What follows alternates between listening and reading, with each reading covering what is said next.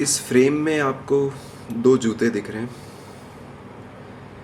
तो ये क्लिप जूतों के बारे में है। अब लोग मेंटल हेल्थ करते रहते हैं, पेपर्स में भी और ऑर्गेनाइजेशंस में भी और ऑलमोस्ट हर जगह सोशल मीडिया पर भी मेंटल हेल्थ। मेरे ख्याल से मेंटल हेल्थ तो जो है सो है, बट आपके फीट की जो हेल्थ है वो आपके मेंटल हेल्थ से शायद ज़्यादा इम्पॉर्टेंट होगी। इनफैक्ट वो आपके मेंटल हेल्थ को इम्प्रूव करेगी। अगर आपके फीट की हेल्थ अच्छी है तो आपके मेंटल हेल्थ में भी बहुत ज़्यादा डिफरेंस आपको दिखेगा।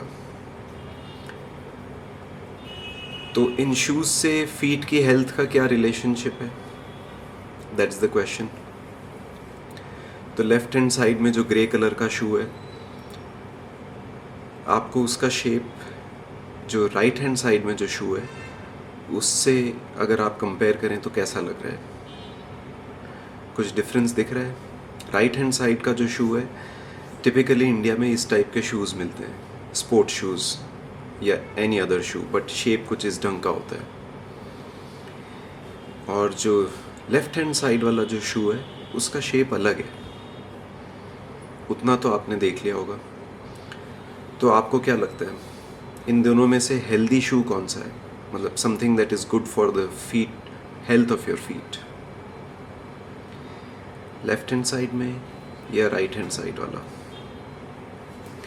अगर इंडिया में ज़्यादा राइट हैंड साइड वाला सेल होता है, या आई एम प्रिटी श्योर वही सेल होता है, उसी टाइप के शूज़ सेल होते हैं,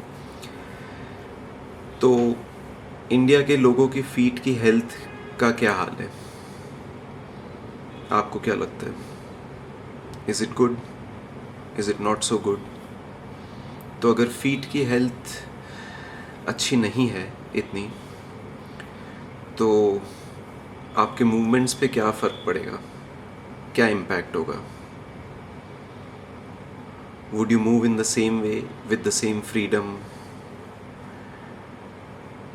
या would you move as much as you would like to, or do you move as much as you like to generally? तो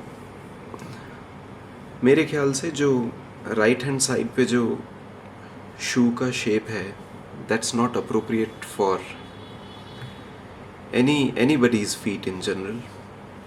That it is sold by Indian companies and international companies for decades and decades, that's a different matter, but it's not good for the health of your feet. And वो आपको तभी समझ आएगा जब आप ये जो लेफ़्ट वाला जो शू दिख रहा है वो आप कभी ट्राई करके देखेंगे, तभी आपको समझ आएगा कि what's the difference and how much difference does it make. पर अभी तो खैर बड़े ब्रांड्स आपको और कुछ देना नहीं चाहती है, और आपको भी लगता है कि वाओ, अगर 6,000, 7,000, 10,000 का शूज़ मिल रहा है तो सब सही है, अच्छा ही होगा, टेक्नोलॉजी होगी उसमें, टेक्नोलॉजी की वजह से शूज़ ले आते हो और फिर आप उन्हीं में दौड़ते हो, उन्हीं में चलते हो। Even if it squeezes and scrunches your feet, you would continue using that. Why? Because you've spent a lot of money buying those. और अगर कोई ऑप्शन ही अवेलेबल नहीं है, कोई दूसरा शेप ही अवेलेबल नहीं है, तो ऑब्वियसली आप जो डिफ़ॉल्ट शेप है वही बाय करोगे।